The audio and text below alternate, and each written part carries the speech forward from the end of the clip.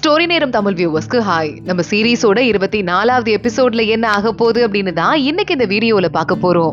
இன்னைக்கு கொன்லூனை இன்ட்ரோடியூஸ் பண்றாங்க. கொன்லூன் இந்த பூமியில மினிஸ்டரோட பையனா இருக்கா. நம்ம லாஸ்ட் எபிசோட்லயே பார்த்தோம். ஜாலியா உட்காந்துட்டு மேட்சா கலர் திராட்சையை வச்சு விளையாடிட்டு இருக்க அந்த இடத்துக்கு நம்ம ஜின்ஷு வந்துடுறான். மறுபடியும் உன்ன ஸ்கூல்ல இருந்து துரத்தி விட்டுட்டாங்களாமே, படிக்கிற ஐடியா இல்லையான்னு கேட்க நம்ம ஜின்ஷுக்கும் கொன்லூனுக்கும் நல்ல க்ளோஸ் ரிலேஷன்ஷிப் இருக்கும் போல. சீனியர் அப்படின்னு சொல்லிட்டு தான் கொன்லூன் கூப்பிட்டு இருக்கான். அது வந்து சீனியர் அவருக்கு என்னால பாடம் எடுக்க முடியல போல, அந்த அளவுக்கு அவருக்கு அறிவு இல்ல, அதனால என்ன துரத்தி விட்டுட்டாரு. நான் ஒன்னும் தப்பே பண்ணல. அப்புறம் எங்க அப்பா தான் பெரிய பிரைம் மினிஸ்டர் ஆச்சு, என்ன எங்க வீட்டு ஜெயில போட்டாரு, என்னால வெளியே கூட வர முடியல. நான் தேடி போறதெல்லாம் கண்டுபிடிக்கிறதுக்கு எனக்கு ஸ்கூல்லாம் தேவையில்லை அப்படின்னு நம்ம இஷ்டத்துக்கு பேச ஆரம்பிக்க ஜின்ஷு பாக்குறான். மறுபடியும் அந்த தேவி கோயில்ல போயிட்டு வேண்டுதல் நடத்தினியா அப்படின்னு. ஆமா, அந்த சாமி எனக்கு என்னவோ ரொம்ப பிடிச்சிருக்கு. அந்த சாமிக்கும் உங்களுக்கும் நடுவுல எந்த காதலும் கிடையாது இல்ல, அந்த சாமியை நீங்க பார்க்க கூடாது, லவ் கூட பண்ணக்கூடாது. அப்புறம் பாருங்க, சீனியர்னு கூட பார்க்க மாட்டேன், நடக்கிறதே வேறன்னு திட்ட ஆரம்பிக்க ஜின்ஷு பாக்குறான். புக்கு ஃபுல்லா வீட்ல எரிஞ்சு கிடக்கு, உனக்கு கொஞ்சமாவது அறிவு ஒருத்தர் இருக்காடா. அதுவும் இல்லாம டீமன்ஸ் எல்லாம் நிறைய இந்த பக்கம் வர ஆரம்பிக்குது, அதனால மக்கள் நிறைய பாதிக்கப்படுறாங்க, அவங்கள காப்பாற்றணும்னு அறிவு உனக்கு இருக்கா அப்படின்னு திட்டிட்டு ஜின்ஷு அங்க இருந்து கிளம்பி போயிடுறான். இங்க அந்த மகாராணி புனித புத்தகத்துக்கிட்ட வந்துட்டு, எனக்கு வந்து நீங்க ஒரே ஒரு ஹெல்ப் பண்ணுங்க. எப்ப கொன்லூன் பூமிக்கு போனா, இன்னும் ஏன் வந்து லூயா பக்கத்திலே போல, லூயா எங்க இருக்கா, எப்ப போவா அப்படின்னு கேள்வி கேட்டுக்கிட்டு இருக்க. கரெக்டா அந்த நேரத்துக்கு சொர்க்கத்து ராஜா வந்துடுறாரு. நீங்க என்ன பண்ற அப்படின்னு கேட்டுட்டு, நீங்க மட்டும் உங்க பையன் ஜின்ஷுவை பத்தி கேட்கறதுக்கு இங்க வரலாம், நான் கொன்லூனை பத்தி கேட்க கூடாதா? பெருசா எதுவும் இல்லைன்னா நான் இங்க இருந்து கிளம்புறேன்னு அவங்க கிளம்ப ஆரம்பிக்க புனித புத்தகத்துல அடுத்தடுத்து நிறைய டீடைல்ஸ் வர ஆரம்பிக்குது. அதை பார்த்து கொஞ்சம் சொர்க்கத்து ராஜாவே ஷாக் ஆயிட்டு இருக்காரு. இங்க இன்னொரு பக்கம் இந்த கடல் உலகத்துல தளபதி தான் இப்ப தலைமை பொறுப்பை ஏத்துக்கிட்டான்ல. எத்தனை வருஷமா நம்ம தேடிட்டு இருக்கோம், லூயாவை கண்டுபிடிக்க முடியலையா? எவ்வளவு முக்கியமான இடத்துல தான் லூயா போய் இருக்கா, இது கூட கண்டுபிடிக்க முடியாது, துப்பில்லாத ஆளுங்களா இருக்கீங்க. அவங்க அப்பா இங்க சீரியஸா இத்தனை வருஷமா இருக்காருன்னு சொல்லி கூட அவர் இன்னும் வரல அப்படின்னா என்ன பிரயோஜனம் இருக்கு? நானும் போனா போதுன்னு அந்த ஆளை குத்துயிரும் கொலையுயிருமா உயிரோட வச்சுட்டு இருக்கேன். சீக்கிரமா போய் தேடுங்க. அது மட்டும் இல்லாம லூயாவோட எல்லா கோயிலையும் அடிச்சு நொறுக்குங்க. அவளுக்கு எந்த பவரும் இல்லாம போயிட்டா அவ எப்படி என்கிட்ட வராம இருக்கான்னு நானும் பாக்குறேன்னு தளபதி கத்த ஆரம்பிக்கிறான். இங்க ஒரு பையன் மருந்தெல்லாம் ரெடி பண்றவன் ரெடி பண்ணிட்டு இருக்கும் போது கொன்லூன் அங்க வந்து பயமுறுத்த ஆரம்பிக்கிறான். ஏன்டா பயமுறுத்துற லூசு பயலே அப்படின்னு அவன் திட்ட ஆரம்பிக்க, வாய மூடுறா, நானே வீட்டுல யாருக்கும் தெரியாம வந்திருக்கேன், எங்க அப்பா வேற என்ன அடைச்சு வச்சு கொடுமைப்படுத்துறாரு அப்படின்னு சொல்லிட்டு பக்கத்துல உட்காந்துட்டு, நான் லூயா தேவி கோயிலுக்கு போகணும்ல, அங்க போய் சாமி கும்பிடணும்ல அப்படின்னு கேட்க, இங்க பாரா வெளியே போகும்போது பாது பத்திரமா போ, மூலிகை பறிக்கிறதுக்கு ஒருத்தர் போவாரு, அவர் ஏதோ சாத்தான் அட்டாக் பண்ணி வச்சான், நிறைய இருக்கனா, எல்லாரும் பயந்துட்டு இருக்காங்க, ஒரு பொண்ணுதான் வந்து அப்பப்ப காப்பாத்திட்டு இருக்காளாம், அந்த பொண்ணு பேர் கூட அப்படின்னு சொல்லிட்டு ஹோங்னியோட பேரை சொல்றாங்க. அப்படியா, உடனே நான் ஜின்ஷு சீனியர் கிட்ட போய் சொல்றேன் அப்படின்னு கொன்லூன் நகர்ந்து கிளம்பிடுறான். இங்க நம்ம ஹோங்னி வந்துட்டு இருக்கா, ஒரு பக்கம் டிராவல் பண்ணி அடுத்தடுத்து வேற ஏதாவது அரக்க கண்ணில் படுறானா அப்படின்னு பார்த்துட்டு நம்ம ஜின்ஷு கிட்ட அதுக்குள்ள சொல்றதுக்கு இவன் ஓடி போக, அதுக்குள்ள ஜின்ஷு வீட்டுல இருந்து கிளம்பி போயிருக்கான். பார்த்தா தகவல் கொடுக்கறதுக்காக ஒரு அம்பு ஒண்ணு வந்து கதவுல இருக்கு, தகவல் கிழிக்கப்பட்டிருக்கு. ஜின்ஷு அதை பார்த்து தான் வெளியே கிளம்பி போயிருக்கான். அவனுக்கும் இந்த பொண்ணை பத்தி தெரிஞ்சிருக்கும் அப்படின்னு கொன்லூனுக்கு நல்லாவே புரியுது. ஒரு வீடு ஒண்ணு இருக்கு, அந்த வீட்டுல பேய் அட்டகாசம் அதிகமா இருக்கு அப்படின்னு சொல்லிட்டு நிறைய பேர் அந்த வீட்டுல இறந்து போயிருக்காங்க. அந்த வீட்டுக்கு தான் இப்போ கரெக்டா நம்ம ஹோங்னி வந்திருக்கா.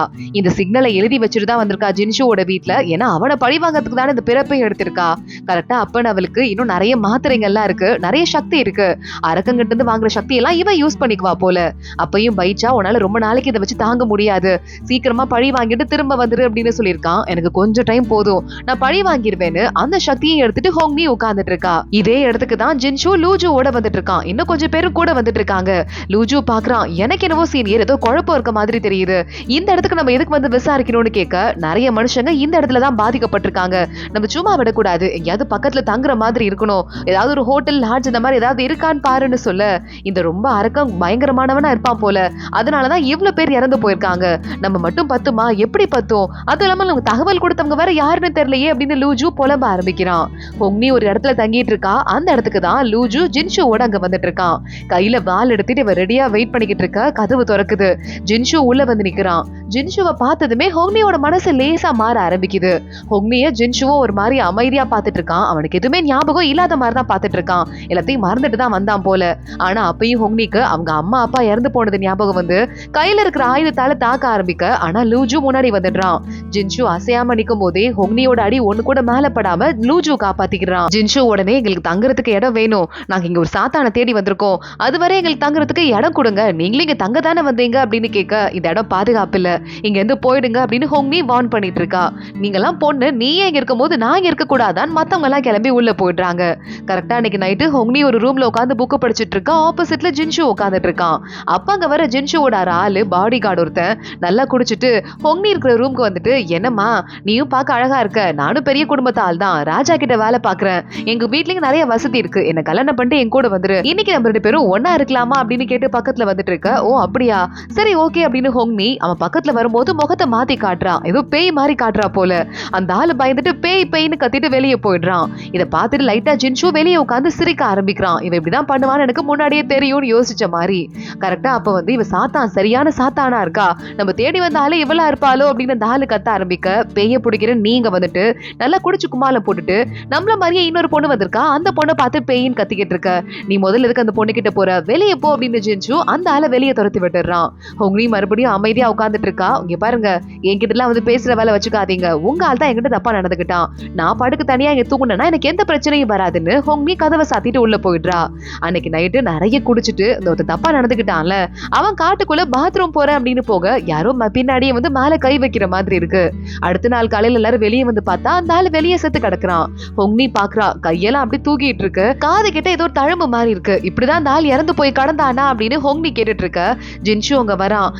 என்ன சந்தேகப்படுறீங்க போல அப்படின்னு ஹொங்னி பாக்குறா. நேத்து உங்களுக்கும் அவனுக்கும் தான் வாய்க்கா தகராறு நடந்துச்சு, இன்னைக்கு காலம் அவன் இறந்து போய் கிடக்குறான், சந்தேகப்படுறத தப்பா என்ன அப்படின்னு லூஜு கேட்க, ஹொங்னி பாத்துட்டு, இங்க பாருங்க, தேவையில்லாம என் மேல சந்தேகப்படுற வேலை வச்சுக்காதீங்க, ஒரு வேலை சந்தேகப்பட்டீங்கன்னா முடிஞ்சதை பாத்துக்கோங்க, நானே உங்களை இங்கிருந்து கிளம்புங்கன்னு சொல்லியும் நீங்க தான் இங்க இருந்து கிளம்பல, அதை ஞாபகம் வச்சுக்கோங்கன்னு சொல்ல, எங்க ஆளு செத்து போயிருக்கான், உங்களை நான் செக் பண்றதுக்கும் விட்டுருக்கேன், உங்களுக்கு ஏதாவது தெரிஞ்சதுன்னா அந்த பாடி செக் பண்ணதுல எனக்கு தகவல் கொடுங்கன்னு சொல்ல, ஹொங்னி அங்க இருந்து வாயை திறக்காம கிளம்பி போயிடுறா.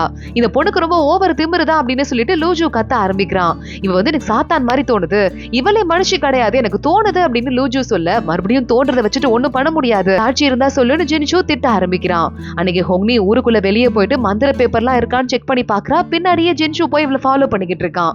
அன்னைக்கு நைட்டு மறுபடியும் ஹொங்னி வீட்டுக்குள்ள வந்துட்டு, இன்னும் நீங்க கிளம்பலையா, கிளம்ப சொன்னேனே அப்படின்னு ஜின்ஷுவை கேட்க, நம்ம 2 பேரும் ஆல்ரெடி பாத்துருக்கோமா, உங்களை பார்த்த மாதிரியே இருக்கு, ரொம்ப முன்னாடி பார்த்த மாதிரி இருக்கு, ஆனா ஒரு தடவை பார்த்தா நான் மறக்க மாட்டேன், என்னால ஏதாவது முன்னாடி கதை எதுவும் இருக்குமோ நமக்குள்ள அப்படின்னு கேட்டுட்டு இருக்க.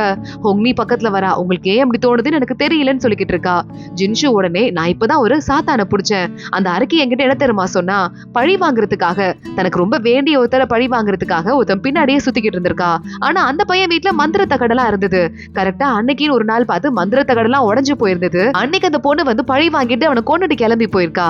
யாரோ ஒருத்தங்க அந்த பொண்ணுக்கு ஹெல்ப் பண்ணிருக்கணும்ல, மந்திர தகடெல்லாம் வச்சுட்டு தான் அந்த பையன் சுத்தி இருக்கான். அதையும் மீறி இதை உடைச்சு ஹெல்ப் பண்ணது யாரா இருக்கும், ஒருவேளை உங்களை மாதிரி ஒரு ஆளா இருக்கணுமோ, எனக்கு அப்படிதான் தோணுது, நீங்க தான் அந்த வேலையை பார்த்ததா அப்படின்னு கேட்க, ஹொங்னி பக்கத்துல வந்துட்டு, தப்பான ஆள்கிட்ட பேசிட்டு இருக்கீங்கன்னு நினைக்கிறேன், இதுக்கு மேல நீங்க இப்படி பேசிட்டு இருந்தீங்கன்னா அதுக்கு வந்து நீங்க எனக்கு பதில் சொல்லி ஆகணும்னு ரொம்ப பக்கத்துல வரா. ஜின்ஷு அவளை பார்த்துட்டு, நீங்க ரொம்ப பக்கத்துல வருது எனக்கு இதே ஒரு மாதிரி படப்படப்பா இருக்கு அப்படின்னு சொல்ல, கொஞ்சம் உங்களுக்கு வந்துட்டு ஆங்ஸைட்டி இருக்கு போல, உட்காந்து ரிலாக்ஸ் பண்ணுங்க சரியாயிடும் அப்படின்னு ஹொங்னி சொல்றா. இதே வார்த்தையை எப்பயோ உனக்கு கேட்ட மாதிரியே இருக்கு அப்படின்னு ஜின்ஷு சொல்லிக்கிட்டு இருக்கான்.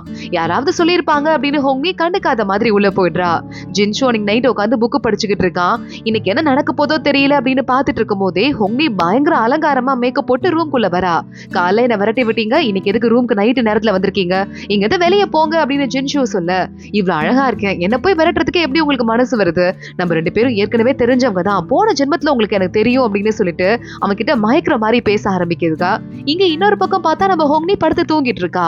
கரெக்டா அவளுக்கு அப்பன்னு பார்த்து ஜின்ஷு அவளுக்காக எவ்வளவோ தியாகம் பண்ணால, அதெல்லாம் ஞாபகம் வந்து எந்திரிச்சிடுறா. இங்க உள்ள வந்திருக்க அந்த ஃபேக் ஹொங்னி உள்ள இருக்க ஜின்ஷுவை ஒரு மாதிரி மந்திர கட்டு போட்டுட்டு அவனை அசைய விடாம பண்ணிட்டு, நம்ம 2 பேரும் எவ்வளவு திரும்ப ஒன்னா ஜாலியா இருக்கலாம், அது புரியாதா அப்படின்னு மடியில உட்காந்துட்டு, எனக்கு ரொம்ப ரொம்ப ஆசையா இருக்கு உங்க முகத்தை பார்க்க, என் முகத்தையும் உங்களுக்கு ரொம்ப பிடிச்சிருக்கு போல, என்னதான் உங்களுக்கு உடம்புல ஒரு நடுக்கம் இருந்தாலும் முகத்துல வெறுப்பே இல்லையேன்னு கேட்டு இருக்க. அங்க ஹொங்னி வந்துடுறா.